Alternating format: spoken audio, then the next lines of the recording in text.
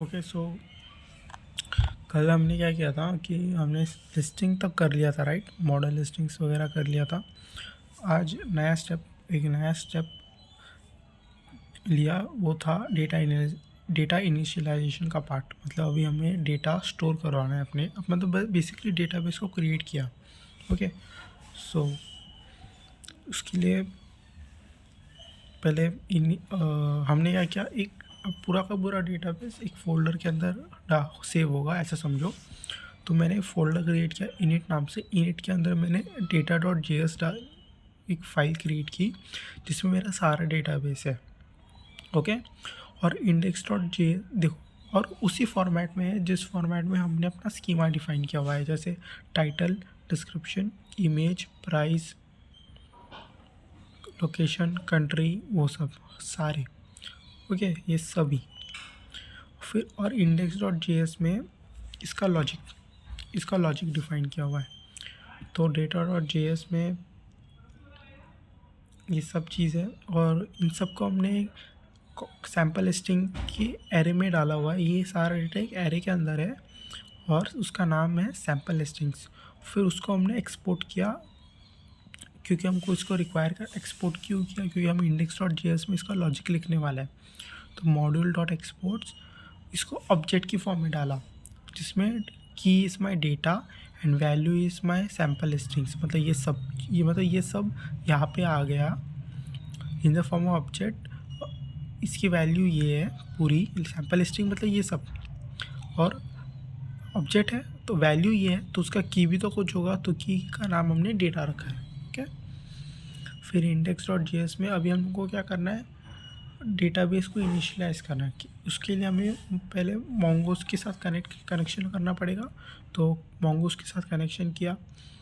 फिर ये जो data.js है इसको भी तो रिक्वायर करना पड़ेगा, तो इसको भी हमने रिक्वायर किया। इसका नाम लिखा हमने initial data is equals to require data.js, मतलब इसको रिक्वायर किया। फिर लिस्टिंग मॉडल को भी रिक्वायर करना पड़ेगा, तो मॉडल को भी रिक्वायर किया। फिर connection between MongoDB and Node.js, वो जो हम npm से मिलता है वही कोड है, कनेक्टेड टू DB। और initialization of code, this is the main part. Const init db, मैंने इसमें एरो फंक्शन क्रिएट किया। एरो फंक्शन में पहले हम लोग कांस्टेंट और उसके बाद फंक्शन का नाम लिखते हैं। मैंने लिखा initial of database, initialization of database, तो init db। ये सिंक फंक्शन, इसमें हम लोग पैरामीटर्स डालते हैं। फिर एरो फंक्शन, फिर अंदर कंडीशन। पहले क्या होगा, लिस्टिंग डॉट डिलीट मेनी। देखो अगर कुछ डेटा ऑलरेडी हो तो डिलीट हो जाए, क्योंकि हमने यहाँ पे सैम्पल लिस्टिंग मैंने क्रिएट की थी टेस्ट करने के लिए मैंने एक सैम्पल लिस्टिंग क्रिएट की थी। और देखो ये सैम्पल लिस्टिंग है, मैंने क्रिएट किया था। ओके तो इस कोड की वजह से वो सब डिलीट हो गया। फिर लिस्टिंग डॉट इंसर्ट मेनी में मुझे अभी इंसर्ट करना है। क्या इंसर्ट करना है? Initial database dot data. Okay एक सेकेंड ना।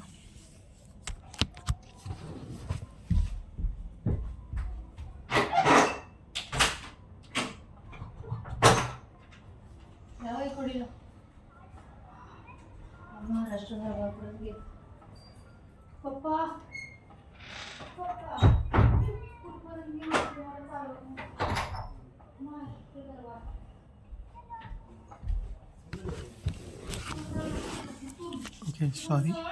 सो उसके बाद डिलीट कर दिया और फिर इंसर्ट कर दिया। नया डेटाबेस पूरा क्लीन है हमारा। अभी हमको इंसर्ट करना है listing dot insert many initial data.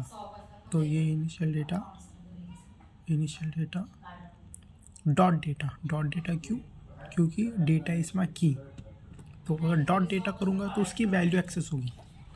Okay तो इसकी वैल्यू डॉट डेटा, ये देखो डॉट डेटा तो सैम्पल लिस्टिंग एक्सेस होगी। डॉट डेटा तो सैम्पल लिस्टिंग एक्सेस होगी। Console dot log data was initialised. और init db मतलब ये फंक्शन है जिसको हमने कॉल किया तो वो ऑटोमेटिकली सेव हो गया। So connected to db data was initialised.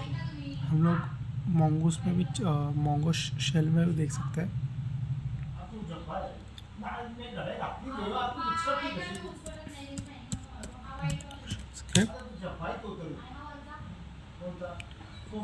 Show DB databases, हमारे डेटाबेस है, देखो वंडरनेस्ट आ गया। Use wondernest, show my collections,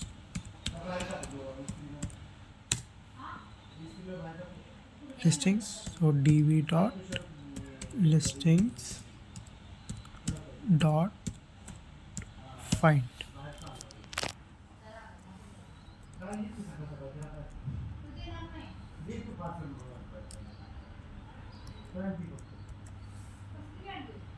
find, ये सारा डेटा आ गया जो हमने इंसर्ट करने की कोशिश की थी हमारे डेटाबेस में। और ये देखो हमारा डेटाबेस में सारी डेटास आ गए। टाइप 8 फॉर मोर, ये सब आ गया।